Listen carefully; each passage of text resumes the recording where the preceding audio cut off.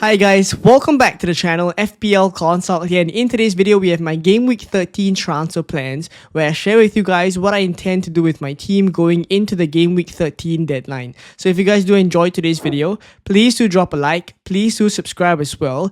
And before we jump into the video, I do have to apologize for the slightly later upload of today's video. Usually the transfer plans video comes out right after the Game Week 12 games have been played, but I had to sort out some personal issues over the weekend.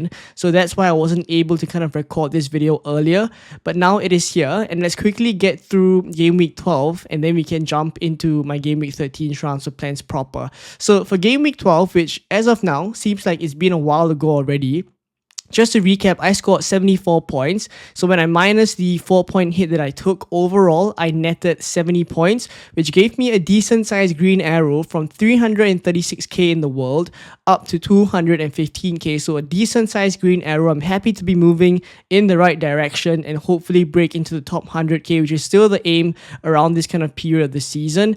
I'm overall pretty happy with the decision to sell Haaland. That was the main decision I had to make in Game Week 12. And I, to be honest, did not expect it to go as well as it did. I honestly felt like Haaland was going to get something against Spurs. So 4-0 for Spurs to win Man City was a bit of a shock for me.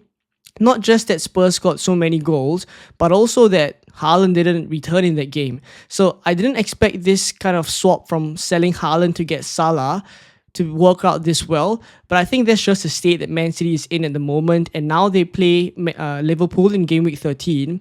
We'll see how Man City does, but obviously at Anfield and looking at the form of both teams at this moment, you probably favour Liverpool to do well there, but we'll leave that for the Game Week 13 kind of section. So for Game Week 12, worked out really well. Captain Salah, so 13 points doubled to 26 points. And then for some of the other notable mentions in my team, I have to shout out Flecken, because finally the last game week that I play him, because from Game Week 13 onwards, I'm going to be playing Verbruggen, who's currently seated on the bench. He will be in the starting 11 for future game weeks, but just as a parting gift, Flecken has finally kept his first clean sheet of the season, coming away with a 9-pointer. So I have to give it to him. 10-man Brentford held on. I was kind of biting my nails a little bit towards the end, but Flecken got away with a clean sheet. So 9 points for him. Very happy with that. Saliba and Gabriel both keeping a clean sheet. The decision to bring Saliba in still I'm very happy with, to double up on the Arsenal defense. And the numbers have always been good. So it's starting now with this Game Week 12 clean sheet, and I hope it continues to keep up for the future game weeks. Lewis is a player I definitely need to kind of take a look at and probably sell sooner rather than later, because Man City just look in a very bad state at the moment. In midfield, pretty much blanks all around, which is quite unfortunate. Aside from Salah, Mbeumo, Rogers, Semenyo, Palmer all blanked, and yet all of them felt as if they would come away with something for me. So to get nothing from my midfielders aside from Salah was quite disappointing. And of course, now Semenyo is currently red flagged because he has picked up his 5th yellow of the season. So he's suspended for Game Week 13. That gives me a bit of a problem, that I will speak about that as we look at my Game Week 13 team. Now up front, Cunha with 16 points. He continues to take along very, very nicely. I'm happy that I moved for Cunha a few weeks back instead of kind of going cheaper and maybe going for Strand Larsen or maybe even Raul Jimenez, who was someone that was an option earlier in earlier game weeks, but I still went for Cunha, so I'm happy I spent the extra money on him, and now it seems like he's going to continue to kind of rise in price moving forward. Now for Isak, he got 2 points, and I think this was kind of the player that I really felt this game week would do well. And he obviously started off the game pretty well. He put the ball at the back of the net, but he was kind of, it was disallowed for offside. Over the course of the Newcastle versus West Ham game, Newcastle continued to have very good chances. Isak overall did have a good number of shots in that game as well, but it just did not happen for Newcastle. And overall, when I look at the decision to bring in a forward in Game Week 12, I was looking at João Pedro, Nicholas Jackson, and Isak. And now that João Pedro and Nicholas Jackson both returned 12 pointers, to be sitting here with Isak sitting on 2 points obviously feels like maybe I made the wrong decision. But still, I'm going to assess this forward spot as a longer term decision, and hopefully it pays off. I doubt he's a player that I will have time to address, especially with the fixtures moving forward. I won't see a time where it makes sense for me to sell Isak. So I think I'm just in a position where I've made my bid with Isak and I had to sit with him probably until game week 18, at least based off of the transfer plans that I have. So come game week, I think 14, after Chris Wood now in game week 13 has Ipswich, I will have another chance to look again at the forward options, and then we'll see maybe whether I bring João Pedro or Nicholas Jackson in for Chris Wood. But for now, game week 12, this was how I did. Pretty happy with the direction we're moving. Green arrow up to 215k in the world, and hopefully we'll be able to push on to the top 100k in the coming game weeks. So moving into game week 13 now, I have 3.6 million in the bank and I have one free transfer for game week 13. This is how my team looks like without any transfers made so far in a 3-4-3 formation. And I'll start in goal here. I have Verbruggen in goal instead of Flecken. Both of them have home fixtures, but I definitely prefer the Southampton at home fixture for Verbruggen. Then I do the Leicester at home fixture for Flecken, bearing in mind as well that Leicester have now parted ways with Steve Cooper, so it obviously seems as if maybe they get a potential new manager bounce against Brentford. Either ways, I was always going to start Verbruggen against Southampton here. And then in defense, it looks pretty good this week. Saliba and Gabriel both with West Ham away, and then Aina has Ipswich at home. So I think in the defense here this week is really an aspect of my team that I'm quite happy with. In midfield, it's Mbeumo with Leicester at home, Salah with Man City at home, Rodgers with Chelsea away, and Palmer with Aston Villa at home. So overall, I think when I look at this midfield, Mbeumo has a great fixture. Salah has Man City at home. With the form that Man City is in at the moment, it looks like they are struggling quite a bit. So I actually backed Liverpool to do well in this game.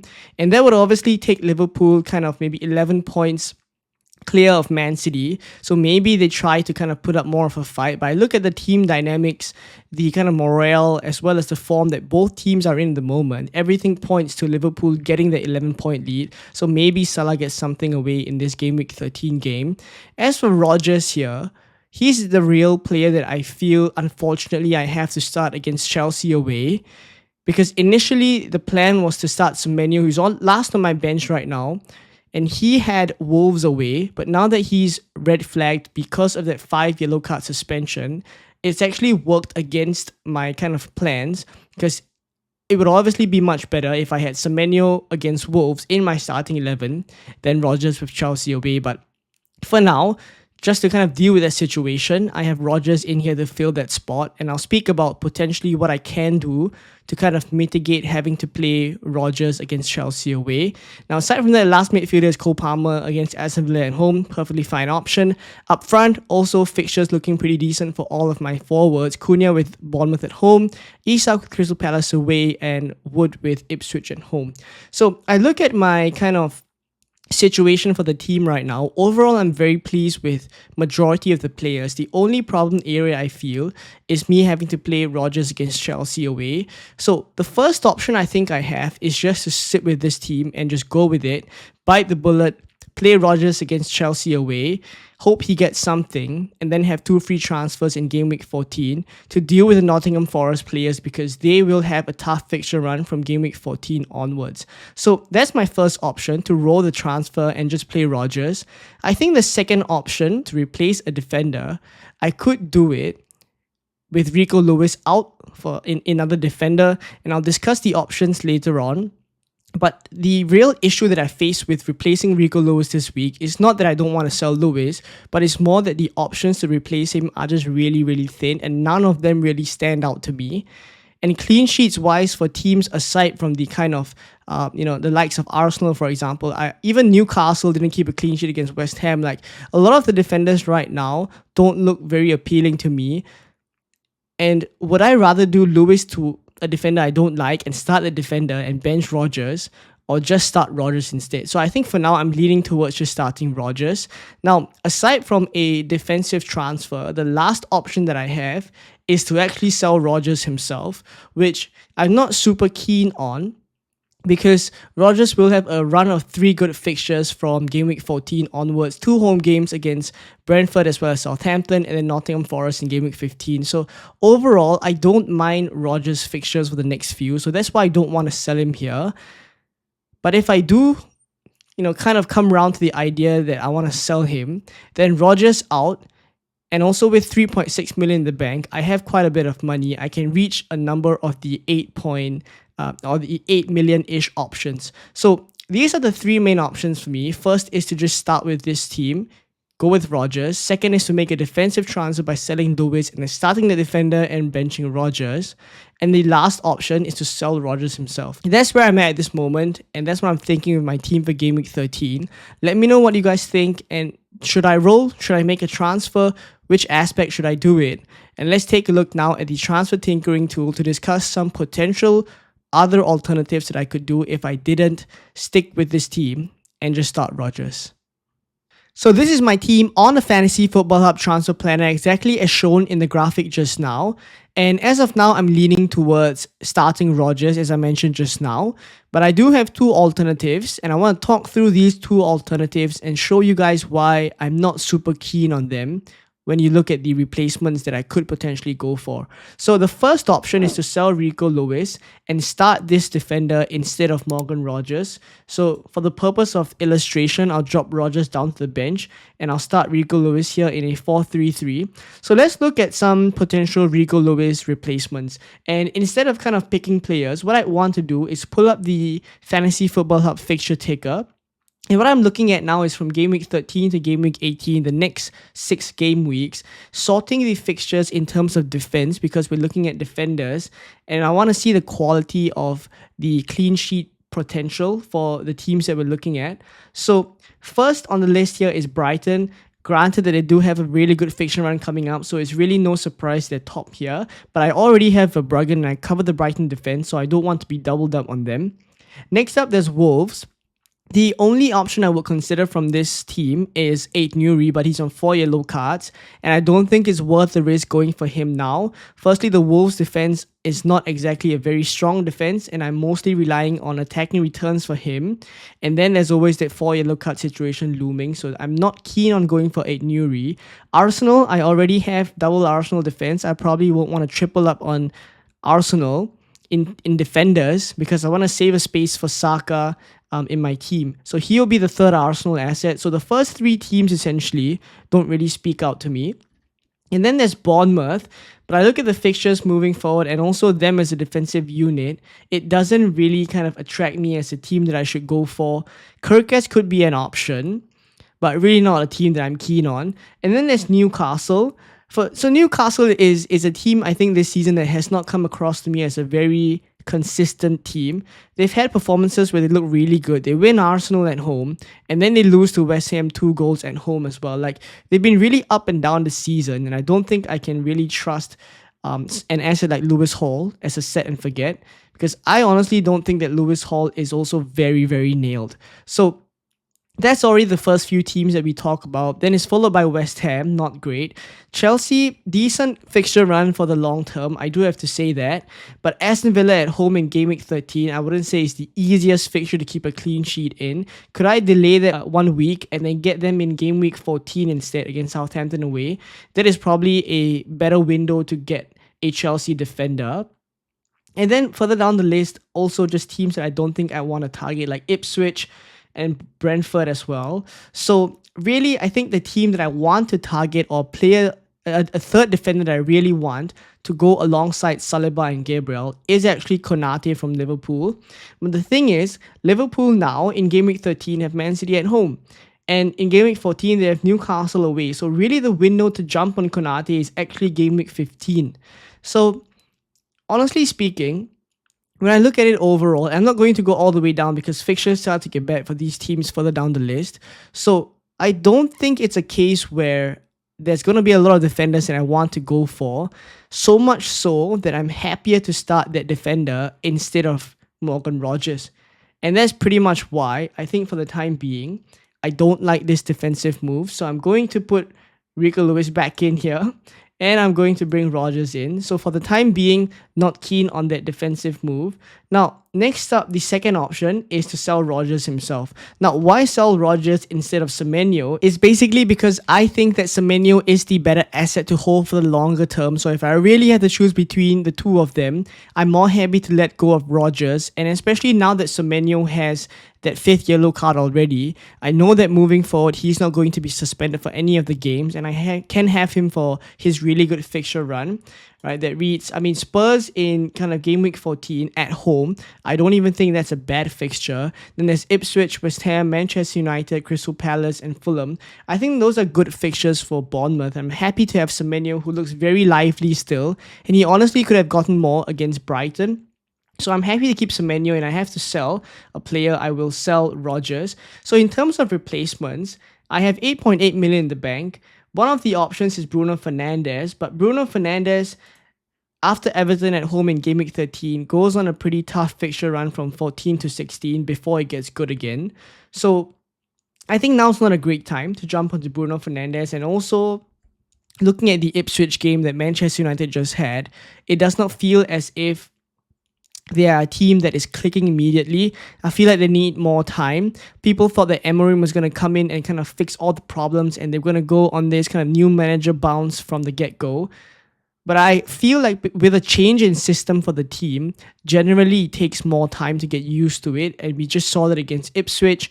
And then now maybe Everton at home in game week 13 seems like a good fixture for them.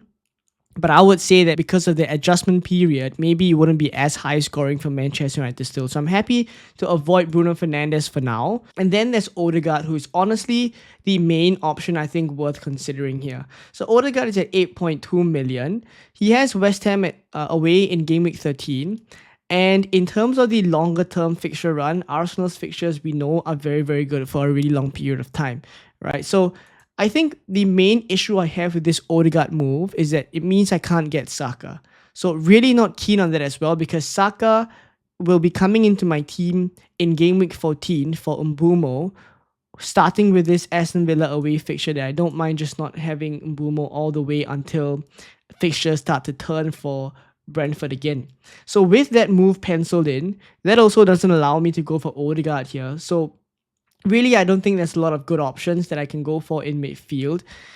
Even players like Mitoma, for example, that has done well in game week 12, and potentially I could go for with Brighton's good fixture run. I just think I prefer someone like João Pedro up front. I don't really want to spend that extra money on Mitoma. So what I'd say is that there are really very good forward options to go for now. Midfield options are really few and far between. So I think I'm happy to just keep Rodgers. And then defensive options wise that we discussed just now, it's really not a case where there's a lot of defenders that are good to buy now. And I do think like in the future, I want a backline of Gabriel, Konate, and Saliba. And I want that for quite a long period of time. So I think for game week 13, it's going to be a case of biting the bullet, starting Rodgers against Chelsea away, and then taking 2 free transfers in game week 13. Into game week 14, where if you see here, I will have some issues because Chris Wood has Man City away, Aina has Man City away. You could say that that's honestly not a very difficult fixture with how Man City are playing at the moment, but I wouldn't want to be playing Aina and Wood against Man City. So technically, I would probably make a defensive transfer this week, and in game week 14 that is, and then replace Chris Wood with one of Jackson or João Pedro. So for now, 2 free transfers in game week 14 look very handy to me, and I think that's what I'd want.